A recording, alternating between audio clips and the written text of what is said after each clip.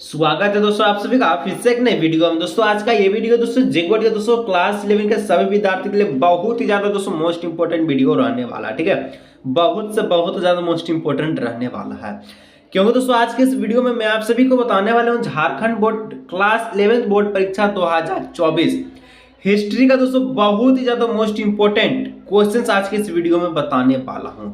और दोस्तों आपका जो एग्जाम है सेम ऐसा ही प्रश्न पूछा जाएगा। ठीक है, सेम दोस्तों इसी प्रकार का प्रश्न पूछा जाएगा आपके बोर्ड एग्जाम 2024 में हिस्ट्री के सब्जेक्ट में। ठीक है, और दोस्तों अगर चैनल पर पहली बार है सब्सक्राइब कीजिएगा, क्योंकि दोस्तों हर एक सब्जेक्ट का वीडियो अपलोड होगा ताकि आपके पास नोटिफिकेशन आ सके और सभी वीडियो को देखकर बोर्ड एग्जाम 2024 में तहलका मचा सके।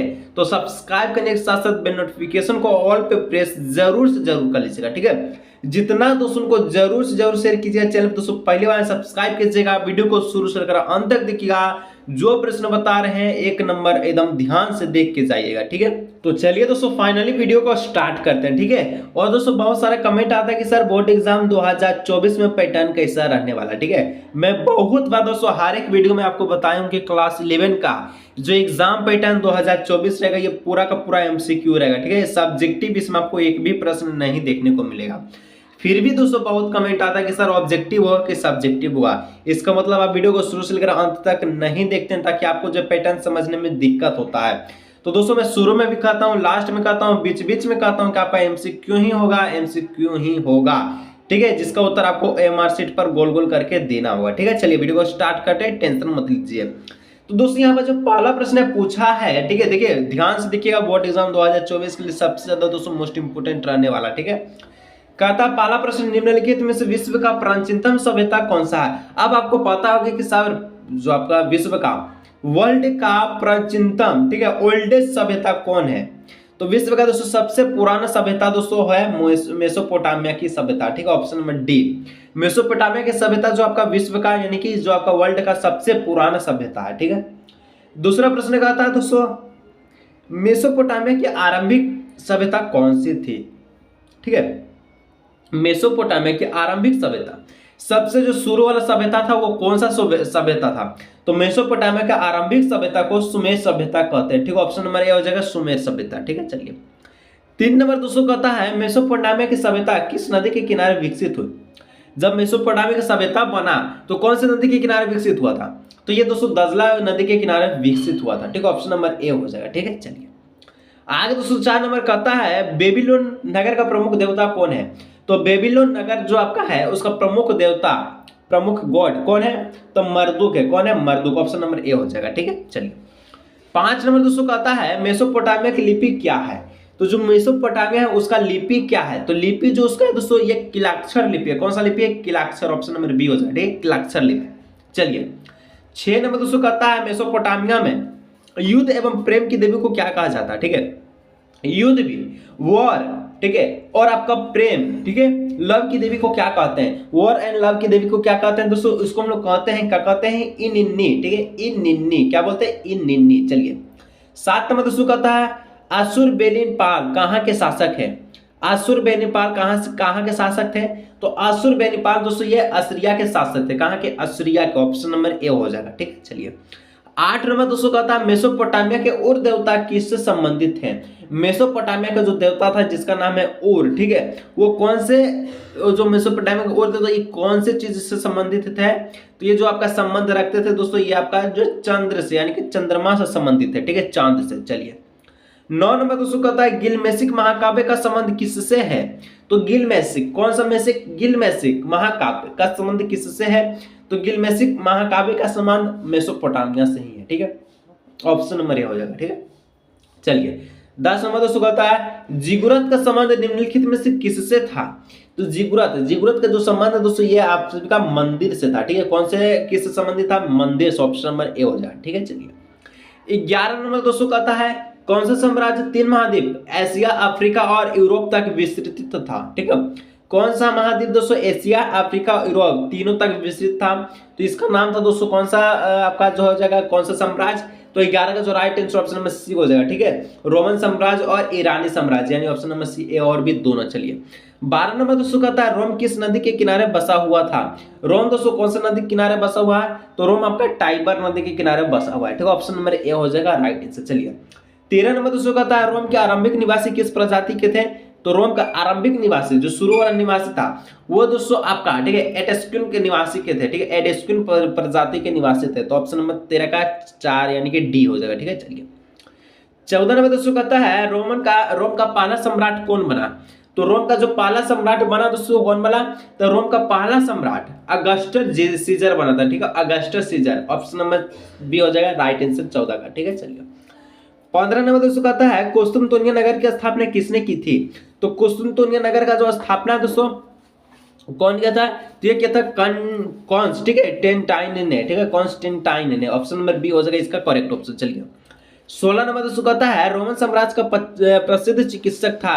तो रोमन साम्राज्य था उसका जो प्रसिद्ध, ठीक है, पॉपुलर चिकित्सक कौन था, तो वो जो पॉपुलर चिकित्सक था उसका नाम था गेलन, ठीक है, क्या नाम था, गेलन। तो 16 का ऑप्शन नंबर बी हो जाएगा गेलन। चलिए 17 नंबर दोस्तों कहता है ग्लेडिएटर किन्हें कहा जाता था। तो ग्लेडिएटर दोस्तों युद्ध गुलाम पहलवानों को ही ग्लेडिएटर कहा जाता था, यानी कि 17 का ऑप्शन नंबर डी हो जाएगा युद्ध, ठीक है, योद्धा, ठीक है, योद्धा गुलाम पहलवानों को ग्लेडिएटर कहा जाता था, ठीक है। चलिए 18 नंबर कहता है रोमन साम्राज्य की मुख्य भाषा क्या थी। तो रोमन साम्राज्य का दोस्तों मुख्य भाषा था लेटिन भाषा, ठीक है, लेटिन, जैसे हम लोग का हिंदी है उसी प्रकार से रोमन साम्राज्य का मुख्य भाषा था लेटिन, ठीक है। चलिए 19 नंबर दोस्तों कहता है ड्रेसल विश क्या था।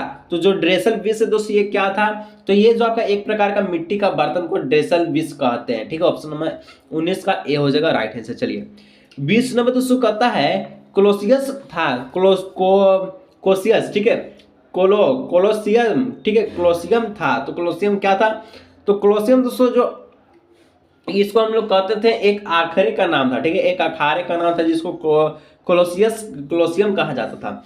21 नंबर दोस्तों कहता है इस्लाम धर्म के संस्थापक कौन थे, ठीक है। तो इस्लाम धर्म के दोस्तों संस्थापक थे हजरत मोहम्मद, कौन, हजरत मोहम्मद। ऑप्शन नंबर ए हो जाएगा। चलिए आगे दोस्तों बात है 22 नंबर कहता है इस्लाम धर्म की स्थापना कहां से हुई।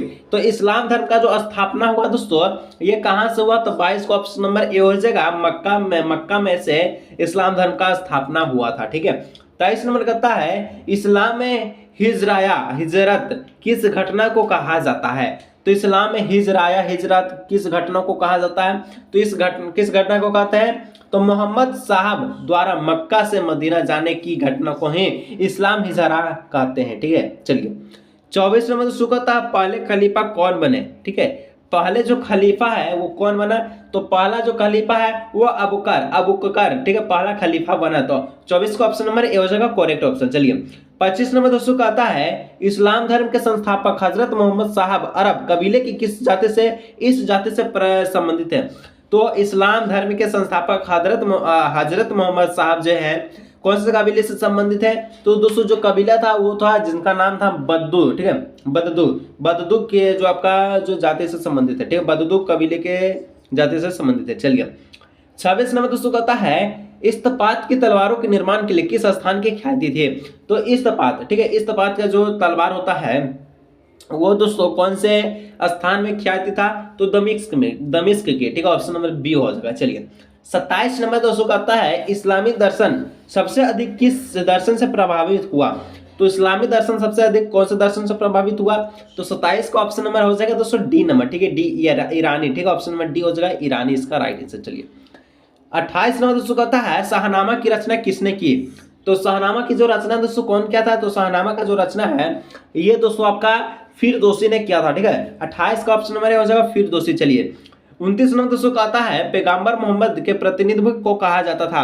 तो पैगंबर मोहम्मद के प्रतिनिधित्व को क्या कहते हैं, तो उसके प्रतिनिधित्व को नेतृत्व करने वालों को दोस्तों क्या कहते हैं, उसका नाम था खलीफा, ठीक है, ऑप्शन नंबर डी हो जाए, ठीक है, खलीफा 29 का। चलिए 30 नंबर दोस्तों बढ़ते हैं और यहाँ से अभी और 10 प्रश्न बचा हुआ, ठीक है। टोटल दोस्तों आपका जो हिस्ट्री में 40 प्रश्न पूछेगा, पर क्वेश्चन आपका 1 नंबर करेगा, 1 क्वेश्चन पर आपको 4 विकल्प लेगा जिसका उत्तर आपको सही करके ओमार्कशीट पे गोल गोल करना है।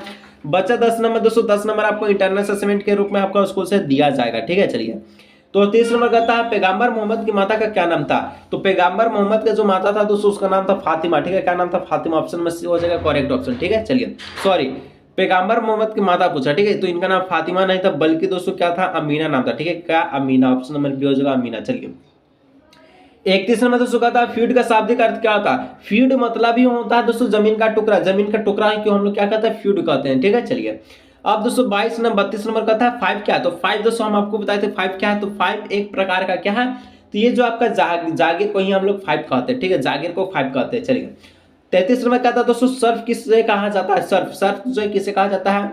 तो सर्फ दोस्तों जो है भूदान को कहते हैं, ठीक है। ऑप्शन नंबर सी हो जाएगा भूदान।